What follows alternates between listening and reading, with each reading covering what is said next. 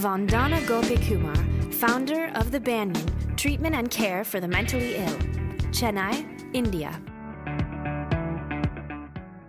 There was this woman who was absolutely lost, very visibly deluded, gesticulating to herself. That vision really was a source of motivation for us to take off.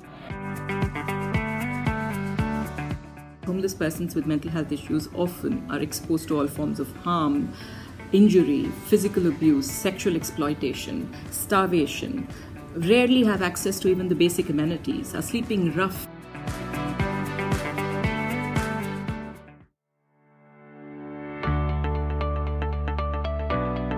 Hi, this is Carine Weiss and welcome to the Medicus Mundi Switzerland Health for All podcast.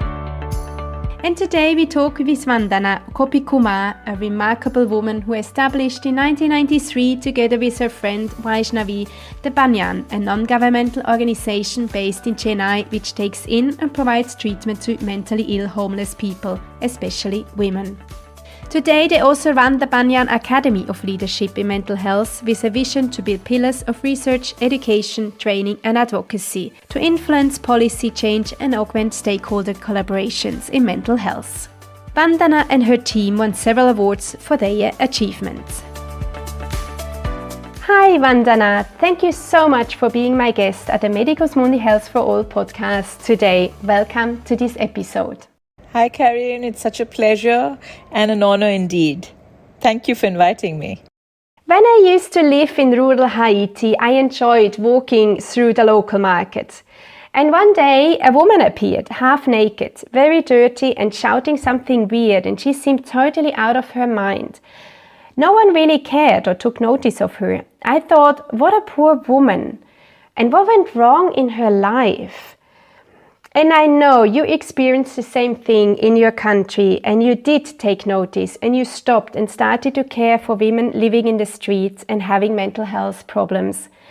Where does this passion and love for caring for the most vulnerable people come from? That's a really difficult question, isn't it? So every time that we dig deep into our souls to find the answer for why really this happened, there's always numerous responses from within. The first, of course, just like you said, we were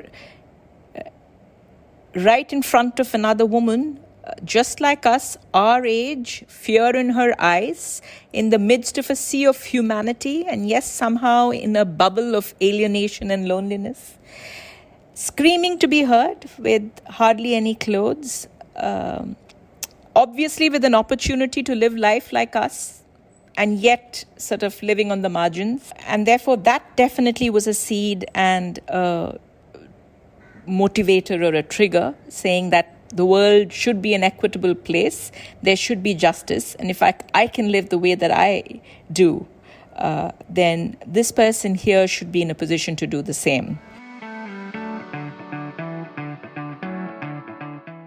But in addition to that, I think it was also a combination of the friendship that Vaishnavi and I shared and our upbringing, where we were brought up in a way in which we were aware of our privilege and yet aware of the difficulties in various groups around us. So we weren't really sheltered from that.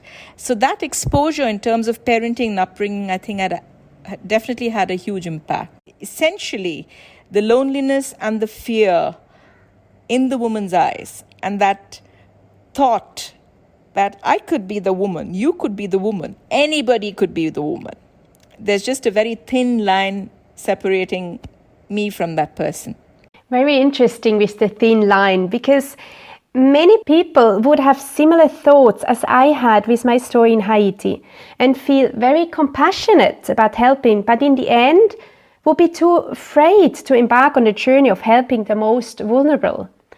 What happened inside you that is decided to keep going and help mentally ill women living in the streets? Okay, so I think that was a lot to do with youth.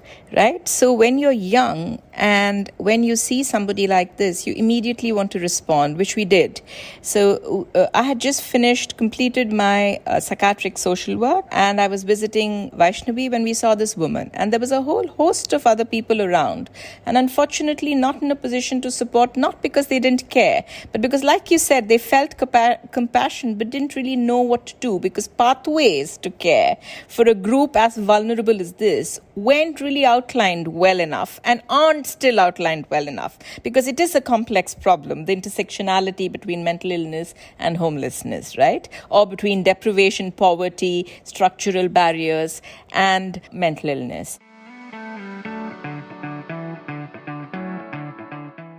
So it was the same back then, only a lot worse. Fortunately for us, we had a few friends as a result of our networks and our common interests who were in a position to care for this woman. And therefore, we sat in auto, you call it a tuk-tuk, so a little vehicle, and took her into a place of safety where she was cared for. But unfortunately, holistic care of the sort that you may require, which revisits one's past if required, focuses on one's future, focuses on stressors, focuses on one's social context that perhaps precipitates ill health, and doesn't really limit itself to a biomedical paradigm, was somewhat not embedded within the system of care that was available to her, though there's deep respect and gratitude to those who reached out to her because they did their all at that point.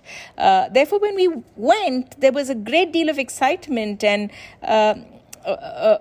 joy, saying, hey, this woman is going to be well and she's going to be back and she's going to be one of us. We're going to go back and visit her and she'll live her full life, which is what we want. Really, any of us want, deep down, wants most people to be happy and wants to see goodness in the world, right? But when we went back after several visits, unfortunately, as much as the organization tried to do everything that they could, she left. And that happens very often, and it's all right for people to leave. But then we figured that this was somewhat an intractable problem, and many people chose to stay away from it because it was a complex problem and a wicked problem, right? And ever since, wherever that we went, somehow from nowhere, our eyes just saw more such women standing in different corners, seeking alms, eating out of garbage bins, some very visibly having been abused with broken limbs and God knows what else, and some even with kids. So we just took the plunge, I think, as a result of a combination of wanting to not sort of be party to a world that was apathetic and invisibilized such persons, thinking that the problem was solved and that we small and that we had the ability to solve it, and also knowing that there could be prospects for collective action in society where we could dig deep into collective consciousness and collective goodness. So this inequity didn't have to exist. One led to the other to set up a small shelter home where we lived and worked for 8 years with people whom we cared for and learned most of our lessons, not from textbooks, not from theory, but from the people who lived with us. And what are the stories behind these women? Why are they ending up in the street? Okay, so this is interesting, and for this I will narrate a story myself. So, there was this lady called Ram Kumari, and this best answers your question. And she came to us referred by the police because she was begging for alms and she was, quote unquote, a little aggressive and very visibly unwell because gesticulating to herself, typical symptoms of perhaps what we would refer to as schizophrenia, right? So when she came into our care, she was initially resistant to treatment, but then over a period of time, because we lived together, cooked her favorite chapatis together, created an ecosystem that was very home-like. She got to a state where we were in a position to foster trust, and therefore she accepted treatment. And as we went through the various stages of treatment that has a social component, a psychological component, and a biomedical component, she got to a stage where she sort of was engaged in our vocational training training unit. And when she was there, she was tailoring little clothes for her children whom she'd left far behind. And then she narrated her story, saying it had been a while since she was away from her children. She didn't know how long, and that she wanted to return to them and to her husband, whom she loved and missed, and to her family and to her culture, which was very distant from our South Indian culture, whether it was food, whether it was her attire. When she said all of that, we were wondering if she was abandoned and if there was hope at all when we took her back home for acceptance and community re-entry. And so we set out on this journey when we had little monies. We got onto the train and we got down based on her direction. She wasn't literate, so she couldn't give us a written address. We couldn't write and get information to know if she was indeed from the place that she said she was from, which is a place called Pratapgarh in Uttar Pradesh in India. And we are located in Tamil Nadu, which is the southern tip. So this is central India. As we got down at the station, she looked at, the station, and then we came out. She looked at the clock tower and she said, nothing looks familiar. And we were a little worried because it was a long journey. We sort of hung around for a while and we're almost on the verge of giving up. Just at that moment, there was this person who was on a bicycle who saw her, and his face changed colors and he turned pale and jumped off the cycle and said, "Hey, aren't you Bela's mother?" And we said yes, and she said yes, but she was a little startled, so she was quiet. And he said, "Come, let me take you." And he pushed the cycle and we followed him, and we reached a house which had decorative fairy lights and her photograph hanging at the entrance in the courtyard with a garland. And the first scene that happened at that point was huge boys and girls come running, break down into sobs and just hug her and hold her tight, not to let her go again. And us in a state of absolute shock, also tearing up. Ram Kumari showing no signs of emotion, just startled. And then the community leader gave us the story very quickly, as many people gathered around us, that she had been missing 6 years. The family really cared for her. Her children, who were 3, 6 and 10, were now 16 and 8 and whatever else, and it had been 8 years. And we got back on the same day that her daughter was getting married.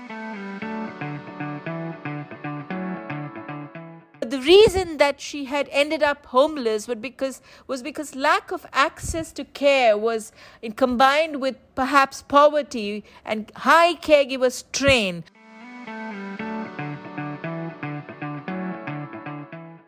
And I mean, if we look at the statistics, there's 150 million Indians which are estimated to live with mental health issues, and only 20% receive the care they need. You already mentioned it a little bit, but why is there such a huge lack of mental health services?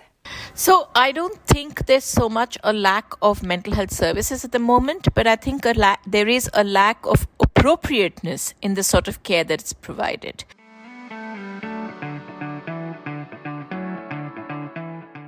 So the flagship program, the district mental health program, now covers about 500 districts. So you have medicines. But as we know, pill popping alone isn't sufficient, right, to treat a mental health issue. The precipitating factors are often social stressors. So your gender and the way in which the girl child is treated or the woman is treated in the Indian society or globally for that matter, it has a role to play. Poverty, structural barriers that are intergenerational. So you live year after year, generation after generation, and get to a point where you have access to less than $1 a day. And more often than not, it is usually the woman bearing the brunt of it, having to start off early on in her life as an infant with lesser nutrition, having then, if there is a boy child in the family, to sacrifice probably a large quantity of her nutrition to the boy child, give up her education to care for the boy child, therefore grow up with lack of literacy and in the process of growing up with lack of literacy, pursue a social role that she isn't entirely comfortable with, that is dictated by dominant paradigms that are patriarchal, and end up getting married in a patriarchal society where dowry still very much exists. And if, to layer this up, you have a caste-based barrier as well, or caste-based discrimination, which is very peculiar to the Indian society, then it's a double jeopardy situation, where on the one hand, you are female and discriminated against and on the margins, and two, you have a caste-related issues and you're doubly discriminated and doubly poor and have far lesser access to resources. This combination really, and this interplay, which we refer to as intersectionality, results in an absolute downward descent and slide into a state of not just poverty, but into a state of hopelessness.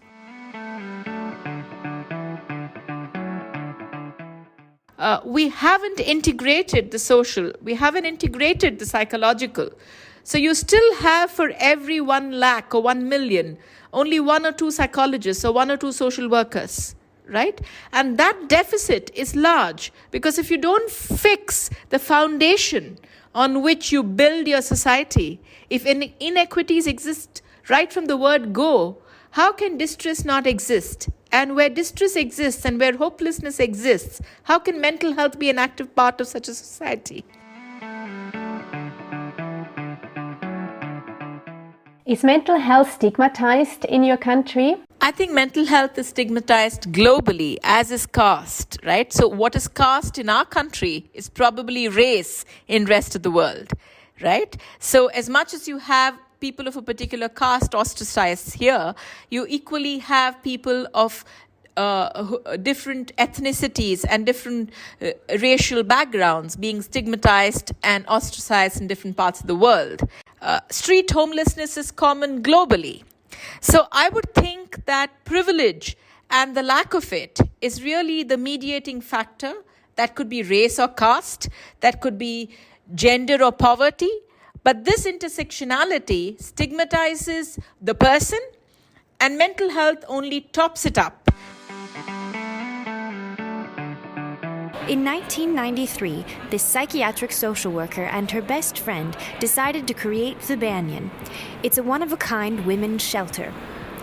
The program includes a comprehensive care system, including medical, physical, and psychological help, along with job training, leading to greater equality and social justice. The focus really is not to live in an institution, but to go back to your families, wherever you hail from, and live independent lives. In 1993, you and your friend established the Banyan, which is one of the largest mental health service organizations in the country. Can you tell us in short, what is the Banyan and what do you do exactly? Okay, so I'm just going to break it down into 3 decades. In the first decade of our work, we did exactly what we told you, reached out, lived and worked with persons who are homeless and with mental health issues, and developed comprehensive and robust systems to address their concerns and pursue the goal of personal recovery, and not recovery that equals reduction in symptoms, but recovery when the person feels comfortable, that the person wants to pursue his or her dreams and goals and make a re-entry into community, whatever that sense of community may be. It may be back into birth family, back into her community, her married family, back into her village, or into a job or work, or into independent living. Right? So our first model, therefore, worked on the goal of social inclusion and provided hospital-based or shelter-based care and services that were comprehensive and that were very much co-produced by us, mental health professionals, and the users whom we serviced. So the first 10 years passed just understanding the nuances around this, because as much as we reached out to date, we have reached out to about 3,000 persons. Equally, it's only 50% of them who have managed to go back homes, and it's 3/4 of them who have continued to sustain a state of well-being, because many of them have gone back to their states of stress to face the same structural barriers of caste, class, gender-based discrimination, to face abject poverty. So there is still more to study and still more to fix, both with the nature of the district mental health program and the nature of services, right? But that was the first 10 years. That resulted in what is now referred to as the Emergency Care and the Recovery Center, where the focus is really personal recovery and social inclusion and integrated care, which has now been adopted by the government and scaled up in, and this is exciting because it's been scaled up in 10 other districts using the same standardized protocols that we do in collaboration with local civil society organizations, so local not-for-profits. And how did you manage that the government is taking up your model? Well, I think 30 years of work showcasing results from tracking outcomes of people who have been through our system and then recovered and then turned into peer leaders and turned into peer educators and sort of advocated for the needs for such persons to have localized resources that are non-stigmatizing and in general hospitals, so within the health system. So this is truly remarkable because the government of Tamil Nadu has integrated a unit in the tertiary care or in the secondary care service that is dedicated exclusively to homeless persons with mental health issues. And this is in 10 districts, but going to be, scaled up to all of the 37 districts. Did you also experience any setbacks? Well, when you work with partners, there are always setbacks. So there could be promises and, that fail. There could be delays. There could be bureaucratic problems. There could be further stigma in rural areas. There could be financial challenges. There could be just the problem itself that is so complex that you do not find a solution. And we work in a society that just wants to click its fingers and find solutions to every problem. But not every problem has a solution. And there are some dark and gloomy endings, and one has to work with those moments as much as you work with the highlights. This is the first 10 years that has now ended up at this stage that led to the second decade, the second 10 years, that focused on the Center for Social Needs and Livelihoods, that said that, all right, mental health is about care, it is about social inclusion, but it's also about workforce participation. It is also about citizenship rights. It is also about personhood. It is also about social mixing. It is about agency, choice, participation, all of which is just grabbed away at an instance, either by society or by state or by family, all who are supposed to be caregivers and closest to you and constitutionally or familiarly supposed to care for you. I don't think they do it on purpose, but I just think that there is a narrative around mental illness that has been built right from the 13th century and the days of the Bedlam, where institutions that were meant to care turned into poor houses and ended up being places where a lot of violations took place. And therefore, there is the notion of the person with mental illness who is always the other and non-productive.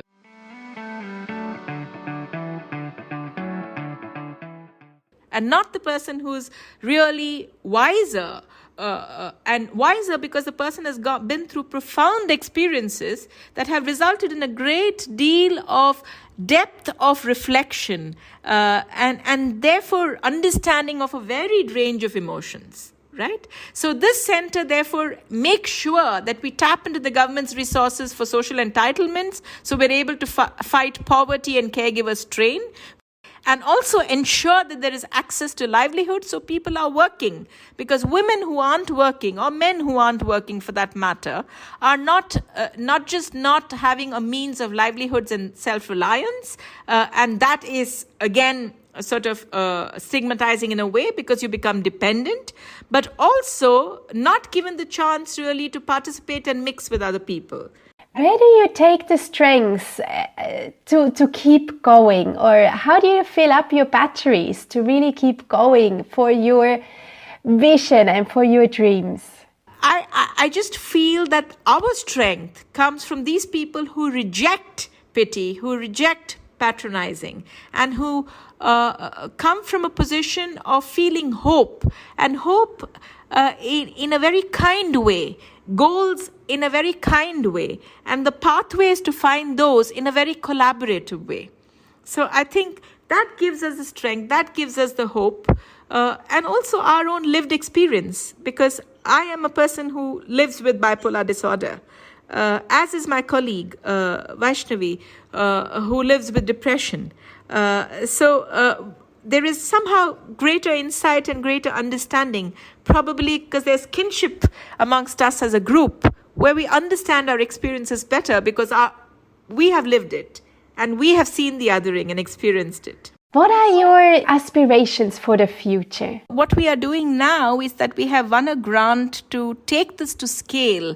And so let's leave the grant aside. But because the only reason I talk about a grant is because we're an organization that's constantly innovating, tweaking, co-producing with our users. And therefore, being in a low resource setting, our needs are often large and we have only limited resources. So every time we have resources, we're trying to share it with others who typically share similar ideals and vision. Therefore, this last model, that's Home Again, that was the last decade of the Banyan, is being taken to scale in 8 other states and in Sri Lanka. So imagine people leaving mental hospitals, leaving leaving large walls, leaving closed wards, and moving into communities to hopefully friendly neighbors. My dream and aspiration that we find more such houses. And why is this good? It's good for them because they are breaking the shackles really that tie them down to a particular kind of life.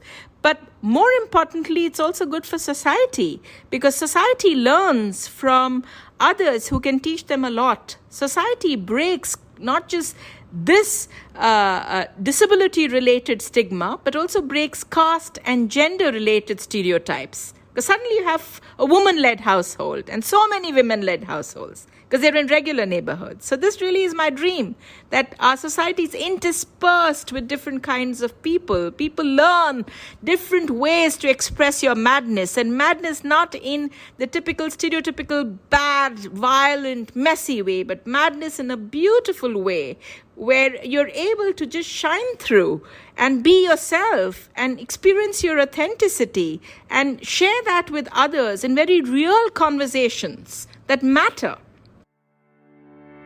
Thank you so much, Vandana, for this very interesting talk and for being my guest at the Medicus Mundi Switzerland Health for All podcast today. Thank you so much, Carine. It's been a pleasure. This was the Medicus Mundi Switzerland Health for All podcast with Carine Weiss. You can listen to it on Apple Podcasts, Spotify and on our website. To spread the message, please leave a comment on our website, share and like it.